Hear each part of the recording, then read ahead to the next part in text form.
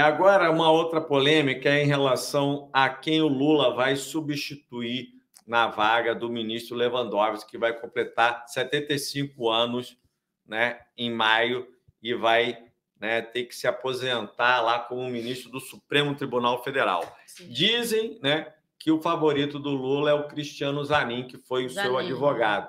E os movimentos sociais, né, os movimentos populares, principalmente aqueles ligados aos movimentos negros, estão dizendo que gostaria que fosse uma mulher e uma mulher negra. E, incorporando esse discurso, né, teve a fala, né, do ministro Edson Fachin, que, né, defendeu a indicação de uma mulher negra para compor a corte. A fala do magistrado ecoou, né, nas cobranças que têm sido feitas por movimento de mulheres a entidades jurídicas, né?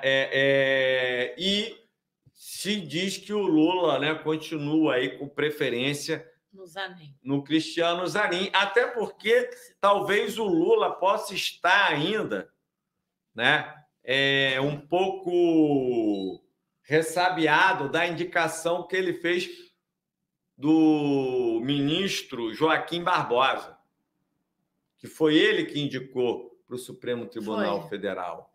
E Joaquim Barbosa foi usado, né, deixou-se usar, né? Deixou-se usado aí pela direita para fazer aqueles processos infames lá contra, né, no Mensalão, né, contra o José Dirceu, o José Genuíno, o Gusquem, que, né, já nem está mais entre nós, entendeu? Lamentável o papel do Joaquim Barbosa, né? E ele veio agora público. Eu acompanhei algumas falas dele, já falando outra visão. Quando, né? Você pega por essa questão, né, e não pela questão da própria, que eu acho que deveria ser prioridade, o compromisso pelo interesse público, né? E uma reputação de alguém que possa, né, atuar ali no Supremo, sempre visando a questão do interesse público. Né, aí que o Zanin realmente, o Zanin atuou de uma forma bastante muito firme, corajosa, enfrentou o Supremo, enfrentou toda lá em Curitiba, né, o judiciário. Realmente, a parte que eu conheço do Zanin, assim, eu tenho uma admiração a ele. Lógico que eu defenderia uma mulher negra, então a minha defesa iria na mulher. Mas a gente está vendo, nós estamos numa situação que a gente conhece a história do Zanin. Eu quero até conhecer a história dessa advogada que está sendo indicada pelos movimentos sociais, né? Mas a posição do Zanin, realmente, ele teve uma postura exemplar, ele não recuou, ele enfrentou os leões, né, de chácara, né, e se manteve firme na defesa do presidente Lula, né? É um momento complexo, né? Nós estamos numa situação, se não fosse o Zanin ali, eu defenderia piamente, ficaria com o movimento negro, defesa das associações que defendem a indicação de uma mulher, né? Seria importantíssimo, né, nessa nova realidade que nós estamos vivendo, né? Essa coisa, mas o Zanin realmente... não podemos esquecer também que um dos votos, né, para hoje, né, a ministra Carmen Lúcia, né, mudou, né, totalmente o seu direcionamento, mas ela foi durante muito tempo uma das lavajatistas, né? Foi. Uma das lavajatistas. Matou a gente. E foi uma das que votaram pela prisão em segunda instância, que levou o Lula a ficar preso por 580 dias. Então, essa questão aí, né, se você ver só pela questão de... porque é negro, porque é mulher, talvez depois você possa, né, ter uma... Porque a atuação ali não vai estar pautada por isso. Sim. A pessoa vai estar fazendo enfrentamentos, políticos, né? Tem muita pressão política, né? Então, é um jogo muito pesado. Eu acho que o Zanin hoje e não podemos também deixar de aproveitar uma oportunidade dessa para botar pessoas que vão defender o Estado democrático de direito. Que está preparado. Eu acho que eu não conheço a história dela. Não, eu não estou entrando no mérito de A ou B ou C. Eu estou dizendo que talvez essa forma de pautar o debate seja equivocada. É porque é negro, é porque é mulher. Né? Hoje, o que é fundamental? O debate do Estado democrático de direito. Qual é o melhor quadro hoje para fazer esse enfrentamento da luta pelo Estado democrático de direito? Hoje é Zanin, para mim. Então, esse deveria ser o indicado. Na linha que você está colocando, que eu acredito também teria que ser, seria o indicado. Porque senão você leva o debate para uma seara muito nebulosa. Não que não seja importante o debate do racismo estrutural no Brasil, ninguém está levando isso. A participação da mulher. A participação da mulher. Agora, isso não está ligado à indicação necessariamente de uma vaga no Supremo, a não ser que você fosse, né, editar uma lei que falasse o Supremo tem que ter tantos por cento de mulheres, o Supremo tem que ter tantos por cento de negros. Tudo bem, é uma outra discussão. É uma outra discussão. Né? Agora estamos fazendo a discussão de uma vaga. De uma vaga. E no momento que nós estamos tão hoje, críticos, qual deveria ser o critério? A questão do gênero, a questão racial ou a questão da defesa do Estado democrático de direito? Eu acho que é pelo Estado democrático de direito que tem que ser imbuído esse debate. Acho que pode-se começar um debate da participação mais da mulher dentro do Supremo Tribunal Federal, pode, questão do racismo estrutural, mas hoje, o que nós estamos vivendo no Brasil, a situação dramática do Brasil, eu fico pela defesa do Estado democrático. Porque senão parece que é um mero corporativismo, né? Não dá para ser. O corporativismo do negro, o corporativismo das mulheres e tal, e não nem esse deva ser o corporativismo, entre aspas, né? Que não é uma classe, nem é uma categoria, né?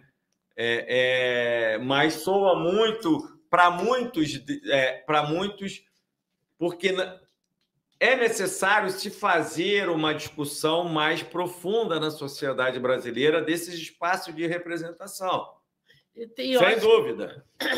Né? Sim. Mas isso também não pode ser feito de uma forma enviesada para secundarizar discussões que são mais importantes, inclusive para negros, mulheres, indígenas, crianças, né? E toda a sociedade, que é a defesa do Estado democrático de direito. Porque sem democracia, sem liberdade, o que vai sobrar para os negros e para as mulheres? Nada. Né? Tempos sombrios, né? Para todos nós. Para todos nós. Mas eu acho que pode começar a fazer esse debate. Mas o Lula, acho que está claro isso aí, que é a defesa do Estado democrático. Nós estamos num momento muito complicado. Acabamos de falar aqui. A bolha está forte. Acho que pode começar esse debate para ampliar a participação da mulher nesses espaços do Supremo, do movimento negro. Acho que isso tem que ser debatido, mas nesse momento crucial que nós estamos vivendo, como é uma vaga, a gente tem que colocar alguém lá muito firme, e não só uma pessoa muito firme e convicta, porque outros eram. Outros eram, sim, por exemplo, não, outros eram por uma questão de conveniência. né, o que era advogado do PT. Que é o... Como que é o nome dele? O Dias Toffoli. Dias Toffoli. Foi um dos que não tiveram firmeza nenhuma. Então, às vezes, a pessoa adota um posicionamento por uma questão de conveniência, porque foi contratado para aquilo. Mas não foi testado numa adversidade. E como você colocou muito bem, o Zanin ele foi testado numa situação totalmente adversa. Foi. E ele demonstrou capacidade de enfrentar. E demonstrou capacidade, coragem, firmeza, consistência, né, de enfrentamento numa situação ali totalmente adversa, em defesa né? das prerrogativas da advocacia, em defesa do direito de defesa, em defesa da verdade, né? Em defesa da justiça, em defesa do Estado de Direito, do Estado democrático. Então, ele já está testado em condições adversas. Será que o outro esteja... Nas mesmas condições? Atestado também numa condição... Então, se tiver, ótimo. Né? Mas a gente não viu isso, né? Não sabe, não sabemos ainda, né? Não sei quem é essa... Não sei quem seria essa...